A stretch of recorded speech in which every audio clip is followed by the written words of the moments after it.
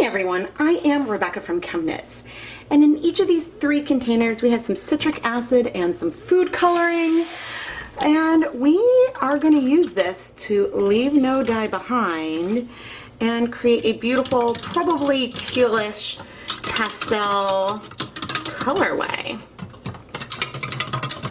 Stirring them up to just dissolve that, and yeah, we'll head over to my steamer basket to take advantage of what we have going on here.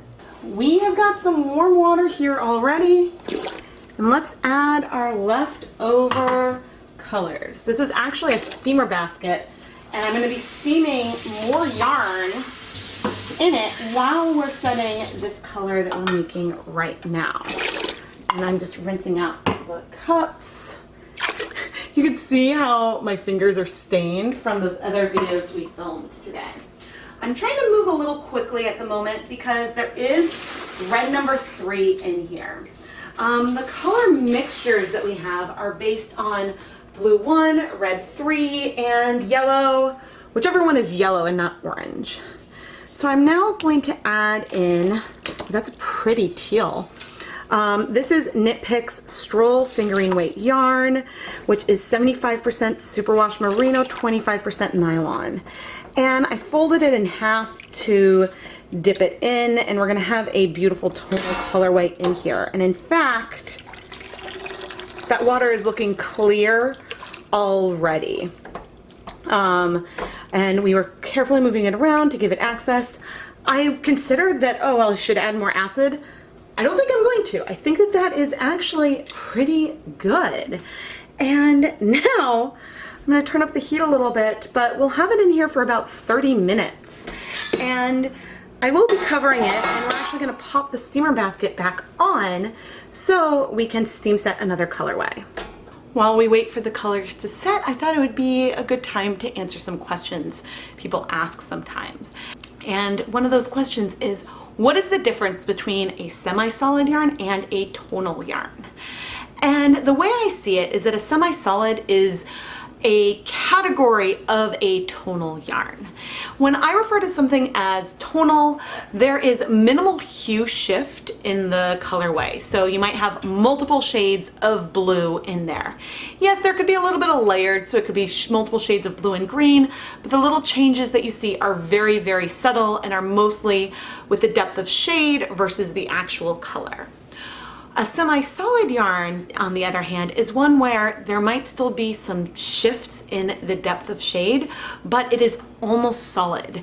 The colors and the difference in those colors is super subtle. Like for a black, it might be a dark, dark, dark charcoal gray and then a pale black, where you might still see some depth and dimension when you knit your stitches, but overall it could hold up to a lot of complex patterns. Well, maybe not black, black's a different category, but it can hold up to a lot of different stitch patterns because the variation in the yarn isn't going to overwhelm lace or something like that. So I hope that this helps make things make sense. A semi-solid yarn is still a tonal yarn, but not all tonals are semi-solid because some of them can have a huge amount of variation in them. And so this is the way that I personally categorize things. So if I have a semi-solid in the shop, that means it's pretty close to a solid, whereas if it's a tonal, I think the range of that variation is broader, and so, but there's a lot of categories where they can feel fairly close together. So that's worth keeping in mind. Another question I get a lot is, what's the difference between kettle dyeing, immersion, low immersion, and things like that? All of these techniques involve having your yarn in water when you apply your dye and apply your color, versus, and sometimes people use hand painting to refer to an immersion technique, but versus a countertop technique where I have the yarn spread out on the counter, I speckle it, then wrap it up and steam set it in some kind of way. Immersion dyeing involves a much greater volume of water that you wouldn't be able to do without some kind of container. kettle dyeing is often used to create a tonal or a semi-solid. Often you'll have a pot and put the yarn in the pot, and then you get some variation in there. And it can be somewhat random because it's all based on how the kettle is packed. But you can create kettle dyed yarn in like a steam pan and things like that. Low immersion refers to when you have a very low level of water in your pan. And so as you apply the dyes, because there's not a ton of water, the colors will strike pretty close to where you put it and not spread out a lot. You use low immersion for, say, speckling if you want sharp speckles to set really quickly. And you actually want some of the yarn to be at or slightly above the layer of the water in there. And then the more water you have in your pan, the more the colors can spread out, and you can sort of play with that and take advantage of it for different types of techniques. So again, all of these refer to having your liquid in a pot with your yarn, but yeah, low immersion usually involves the least amount of water.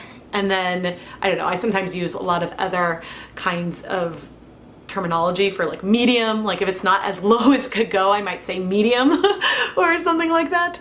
But for kettle dyeing, I often use that when I'm actually using the big kettle. But you can do low immersion dyeing in a kettle, and I could do dip dyeing in the steam pan. So it's not as much about the apparatus that you're using as it is about the overall type of technique and feel in the yarn, if that makes sense. Another question that I get a lot is, does it matter if you don't have a microwave? Can you set the yarn in some other way? And yes, a lot of times I like to set my colorways using a steamer basket on the stovetop. And I'll typically do that from 20 to 40 minutes, depending on the fiber type, how much acid is in there, and things like that. For silk or alpaca, I'll go longer. Superwash yarn, maybe shorter. But with the microwave, when I wrap things up, I will microwave things on high using 2-minute increments so we don't overheat or dry out the fiber for usually 2 to 6 minutes total. And then I let it cool completely on the counter, which can take over half an hour. So that heat is trapped in there for a while. So you're still getting a long exposure to the heat. But I haven't found that microwaving versus steam setting in a pot to make a big difference. And really, I think it comes down to the tools that you have on hand. But I do want to add that personally, I don't use commercial dyes in my microwave. I personally prefer to do those on the stovetop. But someday I might get a dedicated microwave and then I'd microwave them. It's harder to clean the microwave, so if there was a big splatter, it's a lot easier for me to clean my stovetop when I'm doing commercial dyes. I'm drawing these questions from things that I've responded to frequently, but I hope to do another video like this with some Q&A in the future where I actually request and sort of collect questions from you. But another question I get is, can you use salt for speckling yarn? And a lot of dyers like to use salt to cut Kool-Aid or acid dyes, so that way they can get the powder a little more spread out. Personally, salt wasn't my favorite. I did a video where I looked side by side at using citric acid powder, sugar, and salt for speckling yarn with commercial acid dye powder. And the citric acid was my favorite, with sugar being a close second. Why would sugar be important? There are some colorways where maybe you don't want too much acid introduced, like say if you're dyeing a yarn with a lot of stellina. And so in that case, I wanted an alternative to use for the speckling, which is why I wanted to compare salt and sugar to what I can see with citric acid. With the salt, the powder didn't really coat the salt crystals that I had, and so I didn't like the effect very much. Which isn't to say you can't use it, this is just my personal experience so far. Finally, one last question. I want to start dyeing yarn. What do I need and how should I get started? I highly recommend, if you want to get started dyeing yarn and playing with the process, that you get a wool-based yarn and some food coloring. These are easy to find. You can you can't, sometimes it can be hard at a big box craft store to find 100% wool, but there's a lot of companies like Knit Picks that has a lot and you can buy a single skein to play with. And food coloring can be really cheap and really easy to find. The big perk with this is that you don't need to go and buy any special equipment to start off. When it comes to food coloring, I'm comfortable using cooking pots and pans and my microwave to dye yarn with food coloring. But you do need to make sure that you're dealing with a protein-based yarn. Wool works wonderfully. Alpaca, silk, cashmere, other protein-based fibers like that also work, but wool, and especially superwash wool, absorb the colors the fastest and are a little bit easier to work with when you're starting out. Unfortunately, you can't dye cotton, linen, acrylic, polyester with food coloring. But once you have the right yarn and you've got the food coloring, you just need some acid and some heat and you're ready to go. Whether you combine all these in a jar and leave it outside for a week, or if you want to just have it in a pot and sort of dip it in to create a tonal type colorway, there are so many different possibilities of what you can create. And I find it to be extremely beginner friendly. And hey, that's how I got started. Granted, I started dyeing Lion Brand Wool Ease, which is only 20% wool. And in doing that, speckles might be harder to do because there's less wool content and the colors you get overall will be a lot more muted, but it works. Oh, I suppose one other tip I have is turn your skein into mini skeins. If you look at the oldest ChemKnits videos, I'm often dealing with 3-4 grams of yarn at a time. And so having a tiny amount of yarn present will make it easier for you to play around with different techniques so that way you can figure out what you enjoy best and you can have that skein of yarn stretched further if you don't want to experiment on full skeins. But anyway, now the timer's about to go off and so we can go check back in on our tonal kettle dyed yarn, which I suppose I don't need to say both tonal and kettle dyed, but you know, that's what we're doing today. Please go ahead and leave any other questions you might want me to address in a video down in the description. I do want to film more FAQ and beginner-friendly content, and so yeah, I hope that this was helpful. All right, the time has come to remove our steamer basket and turn off the heat here. And I don't think any color dripped down from the yarn that we had in the steamer basket. And so we've got our tonal here. I'm going to set this aside to cool completely so then we can wash it. Let's wash this yarn. Even now, you can see the difference between the tones in the lightest and darkest edges. I'm adding a little bit of some dish soap, and I'm not expecting to see any bleeding. And yeah, we'll rinse out the soap, put this yarn into the spin dryer, and then hang it up to dry. The finished yarn is a really beautiful, soft, almost minty blue green. There are light ends and dark ends, and I'll insert some photos of this next to the yarn that I dyed with those citric acid speckles.